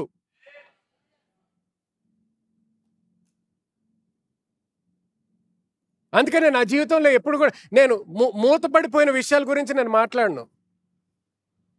ఎందుకు? క్లోజ్, అంతే. క్లోజ్, చాప్టర్ క్లోజ్, పెద్దది ఓపెన్ అవుతుంది. ఎప్పుడవుతుంది పాస్టర్ గారు అంటే ఇంకా అవ్వలేదు కదా, భయపడుతున్నారు. భయపడేది లేదు, ఆలోచించేది ఏం లేదు. అక్కడ ఆలోచించేదే ఏం లేదు. అందుకు కొన్ని వాటి గురించి మీరు ఎందుకు ప్రార్థన అది క్లోజ్ అయ్యింది అంటే నెక్స్ట్ ఏంటి? ఓపెన్ అవుతుంది. మధ్యలో ఏం చేయాలి పాస్టర్ గారు? సంతోషంగా ఆయన స్తుతించాలి. ఆమేన్. హల్లెలూయా. సంతోషంగా ఆయన స్తుతించాలి. అంటే ఎంత టైం స్తుతించాలి? ఊపిరున్నంత కాలం. ఆమేన్. హల్లెలూయా. ఊపిరున్నంత కాలం. ఇక్కడ ఊపిరి ఆగిపోయినప్పుడు అక్కడికి వెళ్ళి స్తుతించాలి. Praise the lord. హల్లెలూయా. ఆమేన్. ఒకటి క్లోజ్ అయితే నెక్స్ట్ అది నీకు ఇంకొక డౌట్ కూడా రాకూడదు. ఇంకా ఇది క్లోజ్ అంటే అది ఆటోమేటిక్ ఓపెన్. ఇప్పుడు చూడు, లిఫ్ట్లోకి ఎక్కుతారు మీరు. లిఫ్ట్లోకి ఎక్కినప్పుడు మీరు 5th ఫ్లోర్కి వెళ్ళాలనుకోండి, ఎక్కి బటన్ నొక్కుతారు 5th ఫ్లోర్. అంటే ఇది ఎక్కడ ఓపెన్ అయిపోతుందో బాబోయ్, అంటే ఇలా మూసిపోయిన ఇందులోనే ఉండిపోతానేమో, ఎన్ని రోజులు ఉండాల్సి వస్తుందో, ఎన్ని సంవత్సరాలు ఉండాల్సి వస్తుందో. దేవా దేవా దేవా, మర్చిపోద్దయ్యా, ఇందాకే ద్వారాలు క్లోజ్ అయిపోయినాయి అయ్యా దేవా. ప్రార్థన చేస్తారు అలాగా? ఎందుకు? మీకు ఒకటి మైండ్లో ఫిక్స్ అయిపోయింది, ఇప్పుడు క్లోజ్ అయింది, నా ఫ్లోర్కి వచ్చినప్పుడు డెఫినెట్గా ఓపెన్ అవుతుంది అంతే. ఆమేన్. హల్లెలూయా.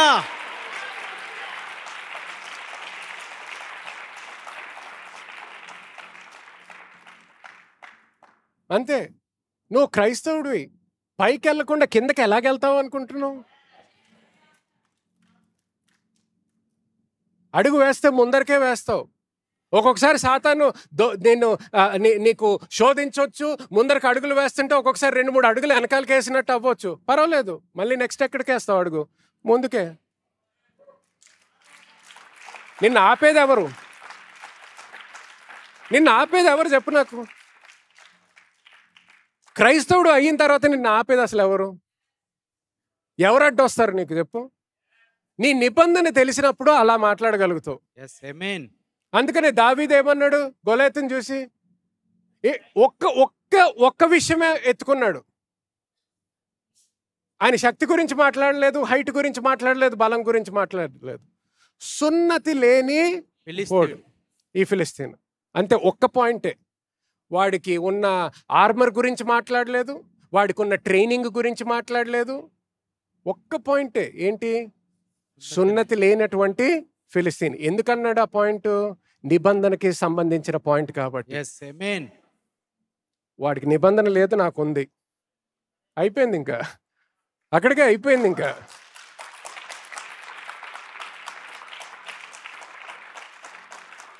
ఎన్ని రోజులు ప్రార్థన చేశాడు చెప్పండి నాకు? ఎన్ని రోజులు ప్రార్థన చేశాడు దావీదు? అందుకని కానీ సహవాసం చేశాడా దేవుడితో? ఎంతో చేశాడు, ఎంతో చేశాడు. గంటలు గంటలు చేశాడు, ఆనందించాడు, అడుక్కుంటూ కూర్చోలేదు అక్కడ, ఆనందించాడు ఆయన సన్నిధిలో. సో ఎప్పుడైతే గొలయాత్ వచ్చాడో ప్రాబ్లం కాదు. సున్నతి లేనివాడు, నిబంధన లేనివాడు, నాకు నిబంధన ఉంది, అయిపోయింది. ఇంకా దాని గురించి ఇప్పుడు ప్రార్థన చేయాల్సింది ఏం లేదు. ఎందుకు? ఆయనతో ఉండాల్సిన సమయం నేను ఆయనతో గడిపాను. ఆయన నిబంధన గురించి నాకు తెలుసు. ఆయన నిబంధనలో నాకు విజయం మాత్రం నాకే. అక్కడ ఎవడు ఉన్నా ఉండకపోయినా విజయం మాత్రము నాదే. ఆడు పొట్టాడు అవ్వచ్చు, పొడుగోడు అవ్వచ్చు, ట్రైనింగ్ బాగా ఉండొచ్చు, ట్రైనింగ్ ఉండకపోవచ్చు. అవన్నీ కూడా irrelevant.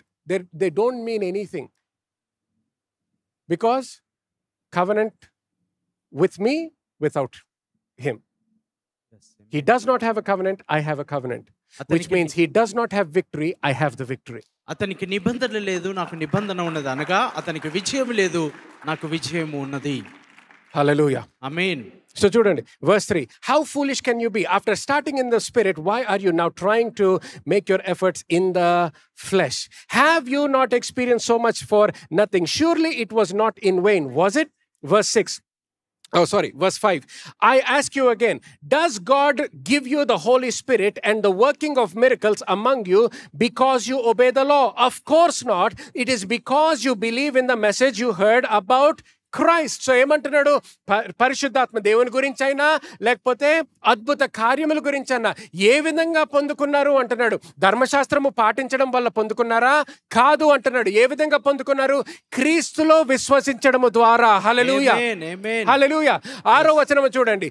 And in the same way Abraham believed God and God counted him as righteous because of his faith. The real children of Abraham then are those who put their faith in God. Hallelujah. ఆమేన్. అబ్రహాము దేవుని నమ్మెను, అది అతనికి నీతిగా ఎంచబడెను. కాబట్టి విశ్వాస సంబంధులే అబ్రహాము కుమారులని మీరు తెలుసుకొనుడి. హల్లెలూయా. ఆమేన్. అబ్రహాము సంతానం ఎవరిప్పుడు? గట్టిగా చెప్పండి. విశ్వాస సంబంధులే, నేను, మనము. ఆమేన్. ఇంగ్లీష్ లో ఎలాగుంది చూడండి మళ్ళీ ఒకసారి. The real children of Abraham అంటాడు. ద రియల్ చిల్డ్రన్ అంటే ఇక్కడ ఏమవుతుంది? బయోలాజికల్గా ఆయన కుటుంబం ఎవరు? యూదులు. Okay. By the flesh his family are the juice.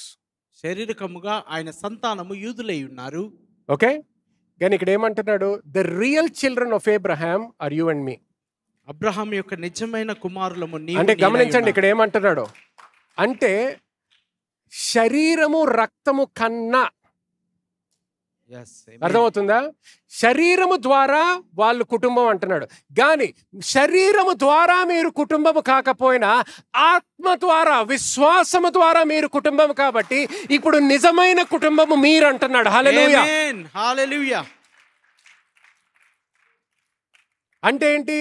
నువ్వు ఎటువంటి పరిస్థితిలో ఉన్నా కూడా శారీరకంగా నువ్వు ఆ పరిస్థితిలో ఉన్నావు, నేను కాదనట్లేదు. శారీరకంగా కష్టము కరెక్టే, శారీరకంగా దుఃఖము కరెక్టే, కానీ ఆత్మలో నువ్వెక్కడున్నావు? అది ప్రశ్న. క్రీస్తు చేసిన కార్యము బట్టి నువ్వు ఎక్కడున్నావు? ఆయన నీకు ఎటువంటి స్థానం ఇచ్చాడు? ఎటువంటి ఎటువంటి అథారిటీ అంటే అధికారం, ఎటువంటి అధికారం ఇచ్చాడు? అది నువ్వు ఎప్పుడైతే తెలుసుకుంటావో that becomes more real than what you are facing in the flesh. నువ్వు శరీరమందు ఏదైతే ఎదుర్కొంటున్నావో దానికంటే అది నిజముగా ఉంటూ ఉన్నది. హల్లెలూయా, ఆమేన్, హల్లెలూయా. You are children of Abraham. మీరు అబ్రహాము కుమారులై ఉన్నారు. Hallelujah. ఆమేన్. చూడండి ఇంకొక వచనం చెప్పి దీంతో ముగిస్తాను. హీబ్రూస్ పాపం గురించి కానీ పాస్టర్ గారు నూతన నిబంధన నాకు అర్థమైంది, కానీ మనం పాపం చేసినప్పుడు దేవునికి దూరం అయిపోమా, పాపం చేసినప్పుడు మళ్ళీ దేవుని సన్నిధికి రావడం అంటే అది ఇంకొక we have to go through process కదా. Okay, Hebrews chapter 8, let's turn there very quickly. Hebrews chapter 8 verse 6 లో ఏమని ఉంటుందంటే, for it is a far better covenant based on better promises అంటాడు. అంటే ఈ నూతన నిబంధన అనేది there are far better covenant. ఇది పాత నిబంధన కన్నా చాలా బెటర్ కవెనెంట్ అంటే శ్రేష్టమైన నిబంధన అని ఉంది. ఇంకా ఈ శ్రేష్టమైన నిబంధనలో పాత నిబంధనలో ఉన్నటువంటి ఏంటి వాగ్దానాలు కన్నా ఇంకా శ్రేష్టమైన వాగ్దానాలు ఉన్నాయని. అలాగే 7వ వచనంలో, if the first covenant was faultless, there would be no need for the second covenant to replace it. ఏలయనగా మొదటి నిబంధన లోపము లేనిదైతే రెండవ దానికి అవకాశం ఉండనేరదు. హల్లెలూయా. ఆమేన్. సో గమనించండి, ఇక్కడ ఇంగ్లీష్ లో ఇలాగ అంటాడు, the second covenant to replace it. రెండవ నిబంధనకు, పాత నిబంధన కొత్త నిబంధన అన్నట్టు ఆలోచిస్తే చాలా మంది ఏమనుకుంటారంటే, పాత నిబంధన ఉంది, ఇప్పుడు కొత్త నిబంధన దానికి ఎడిషన్ గా వచ్చింది అన్నట్టు ఆలోచిస్తారు అనుకుంటారు. అర్థమవుతుందా? పాత నిబంధనకి కొత్త నిబంధన యాడ్ అయ్యింది, ఇప్పుడు రెండు ప్రకారం జీవించాలి అని. అది కాదు, నూతన నిబంధన రీప్లేస్ చేసింది ఫస్ట్ నిబంధనని, స్థానాన్ని మార్చివేసింది. హల్లెలూయా. ఆమేన్. 10వ అధ్యాయము 9వ వచనం చూడండి.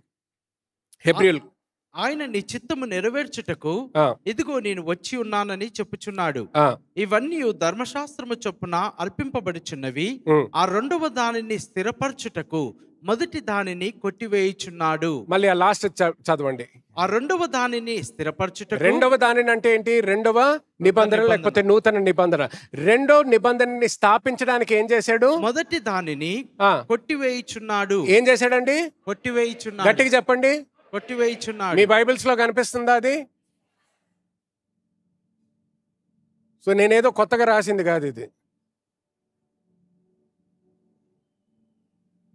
రెండో నిబంధన, నూతన నిబంధన స్థాపించడానికి పాత నిబంధనని కొట్టివేశాడు. ఆమేన్. కొట్టివేసిన తర్వాత కూడా చాలా మంది క్రైస్తవులు ఏం చేస్తున్నాం? దాని ప్రకారం జీవించడానికి ప్రయత్నిస్తున్నాం. సో ఇది ఈ సత్యము స్థాపించబడలేదు అనుకోండి, నేను మీకు ఎంత చెప్పినా మీరు నీతిమంతులు అని చెప్పిన తర్వాత కూడా ఇంటికి వెళ్ళిన తర్వాత ఆ పాపం చేశాను కదా, మీరు అనారోగ్యులు కాదు, మీరు స్వస్థపరచబడ్డారు, ఇంటికి వెళ్ళిన తర్వాత ఇక్కడ ఏంటో ఇంకా నొస్తుంది.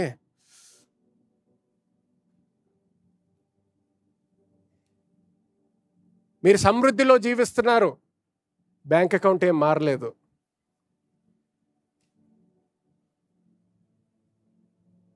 సో ఇది స్థాపించబడినప్పుడు ఏమవుతుంది? బ్యాంక్ అకౌంట్ మారినప్పుడు ఇంకా నేను పేదరికంలోనే ఉన్నాను, ఇంకా నేను పేదవాడినే,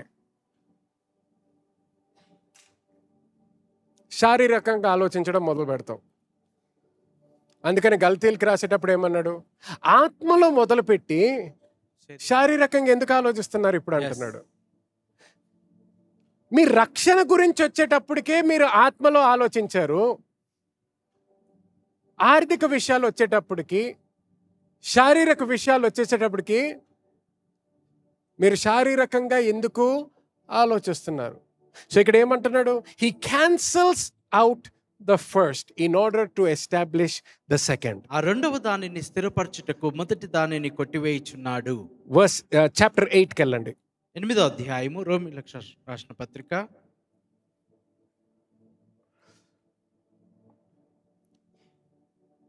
ఓకే, మీరు నోట్ చేసుకోండి. 8వ వచనం నుంచి 12వ వచనం వరకు మీరు ఇంటికి వెళ్ళిన తర్వాత చదవండి.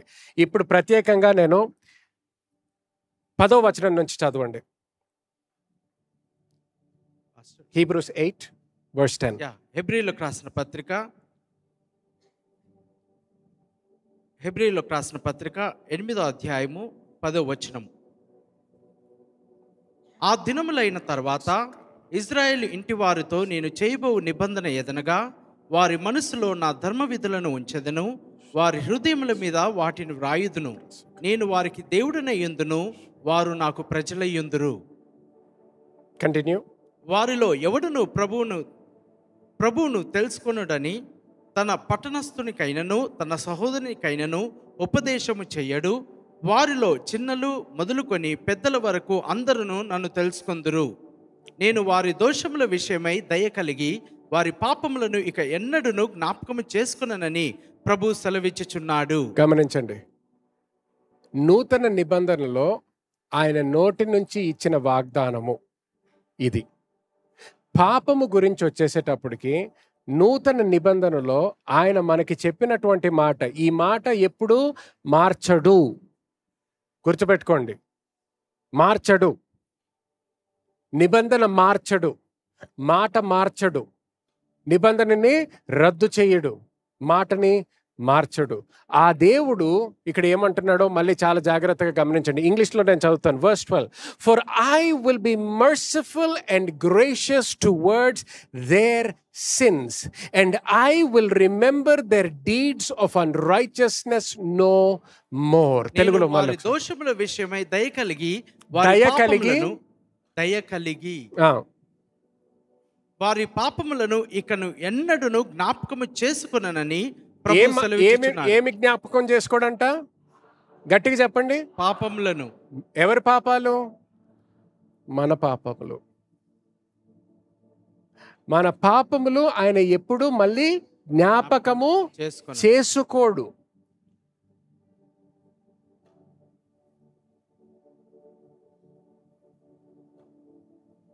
ఇది క్రైస్తవులకి ప్రత్యేకంగా. ఎందుకు?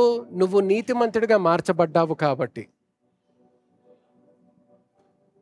నువ్వు దేవుని దగ్గరికి వెళ్ళి, దేవా గుర్తుంది కదా పోయిన వారం నేను ఇది చేశానంటే దేని గురించి మాట్లాడుతున్నావు అంటాడు. ఆమేన్.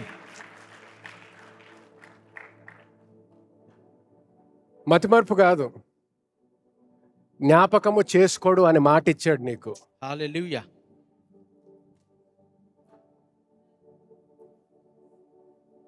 జ్ఞాపకం ఆయన మాట ఇచ్చాడు నీకు. ఈ సత్యము తెలియక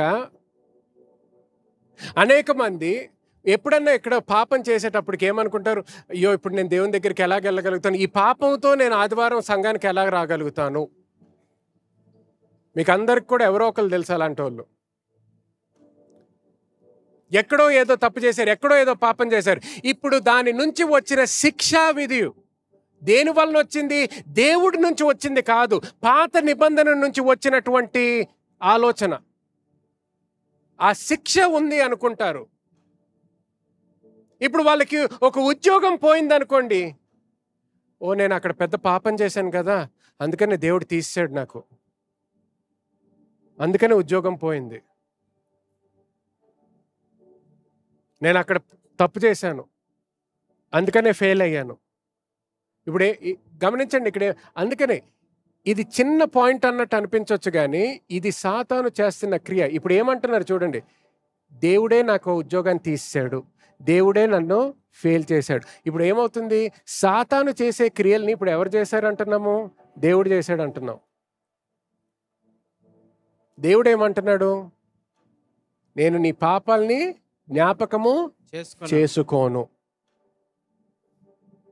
ఇప్పుడు అది చదివిన తర్వాత కూడా కొంతమంది ఎలా చేస్తారు తెలుసా?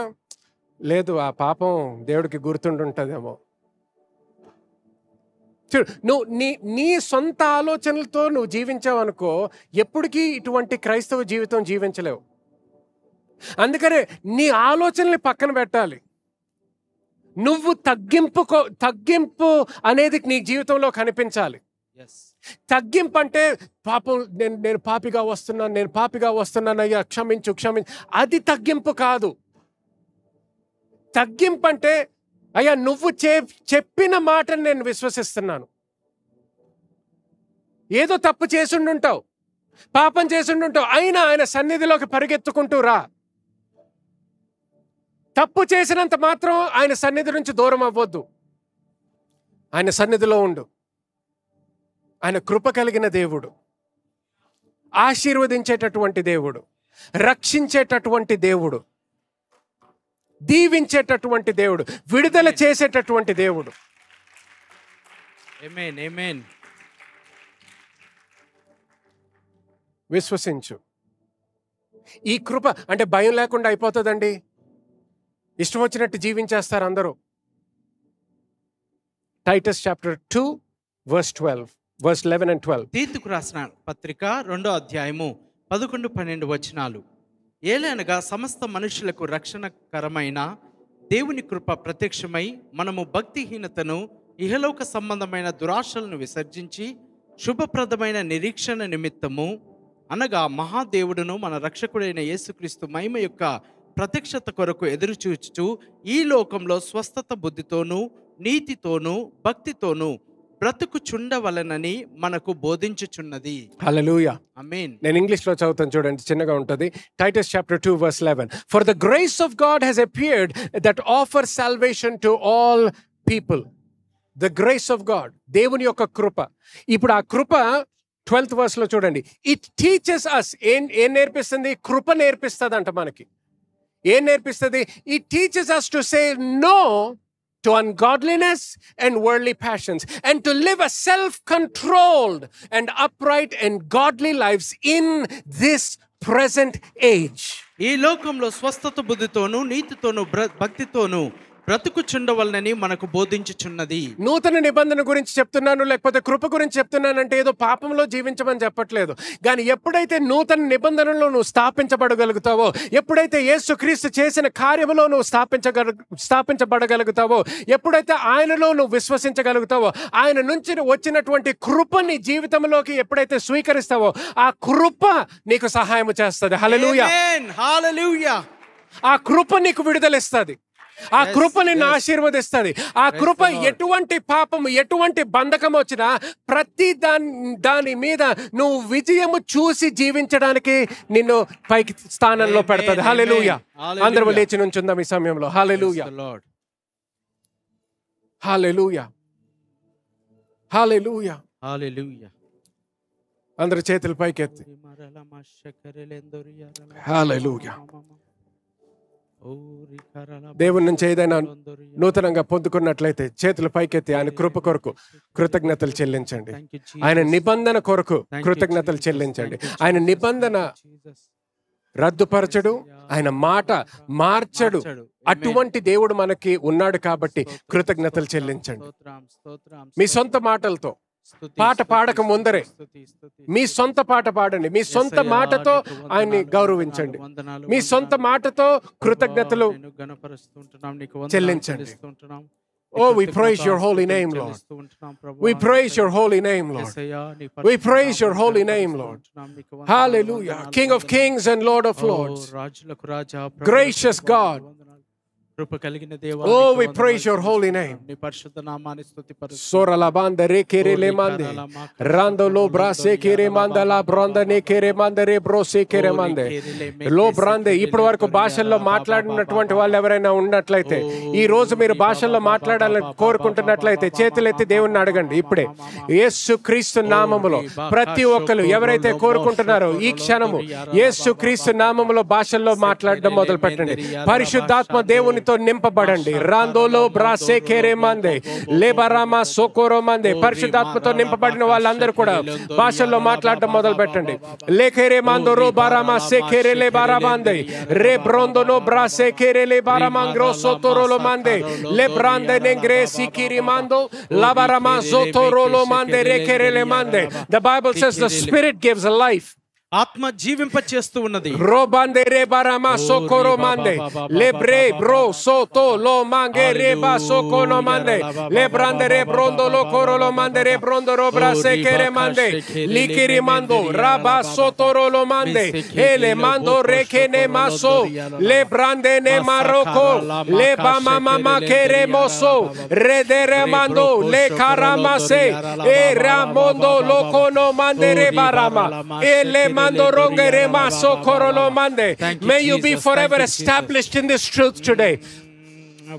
Rondo no brase kerele mande lebrandere kere mando roba mama mama sokoro mande ribarama sokoro lo mande la brase kere mandere brandere kerele le manda la brandere ngere mando la mandere kere baraba sokoro mande rebaramando lo kara la mandere bro riandere kere ma sokoro lo mandere brase kere la mande. Ne brandere kerele bara mandero brase kerele mande. Thank you, Jesus. Sho brase kerele mande. Hallelujah, hallelujah, hallelujah, hallelujah. ప్రేమ కలిగిన మా తండ్రి, మరి ఒకసారి ఈరోజు మాతో మాట్లాడినందుకు కృతజ్ఞతలు చెల్లిస్తున్నామయ్యా. నీ వాక్యము ద్వారా వచ్చినటువంటి వెలుగు బట్టి కృతజ్ఞతలు చెల్లిస్తున్నాము దేవా. నా స్వరము వింటున్న ప్రతి వ్యక్తి కోసం ప్రార్థన చేస్తున్నాను. ఈ సత్యములో ఈ రోజు నుంచి, ఈ క్షణము నుంచి స్థిరపరచబడును గాక అని ప్రార్థన చేస్తున్నానయ్యా. ఈ రోజు నుంచి మళ్ళీ వెనక్కి అడుగు వేయడం కాదు, మళ్ళీ అటు ఇటు ఆలోచించడం కాదు, కానీ దేవా నీ నూతన నిబంధన సత్యములో స్థిరపరచబడును గాక. దేవా నువ్వు నిబంధన నుంచి రద్దుపరచేటటువంటి దేవుడివి కాదు, నీ మాట మార్చేటటువంటి దేవుడివి కాదు అనే సత్యము మా హృదయములో, మా మనసులో, మా ఆత్మలో స్థిరపరచబడాలని ప్రార్థన చేస్తున్నామయ్యా. మా జీవితంలో ఏది జరిగినా కూడా కానీ ఈ సత్యము మా జీవితంలో స్థిరపరచబడాలని ప్రార్థన చేస్తూ, ప్రతి ఒక్కరి జీవితాలు కూడా దేవా మార్చబడాలని, ఇంకా సమృద్ధిలో జీవించాలని, ఇంకా జ్ఞానములో జీవించాలి, ఇంకా సంతోషములో, ఇంకా విడుదలలో జీవించాలని, నీ కొరకు గొప్పగా వాడబడాలని ప్రార్థన చేస్తూ యేసుక్రీస్తు నామములో ప్రార్థిస్తున్నాము తండ్రి. ఆమేన్. ఆమేన్, ఆమేన్, ఆమేన్. హల్లెలూయా, హల్లెలూయా. Praise be to God. హల్లెలూయా, ఆమేన్ అండ్ ఆమేన్. హల్లెలూయా. ఈ రోజు మీరు విన్న వాక్యము ద్వారా ఆశీర్వదించబడ్డారని నేను నమ్ముతున్నాను. ఆశీర్వదించబడినట్లయితే తప్పకుండా సబ్స్క్రైబ్ చేసుకోండి మరియు మీ కుటుంబము మరియు స్నేహితులతో షేర్ చేయండి.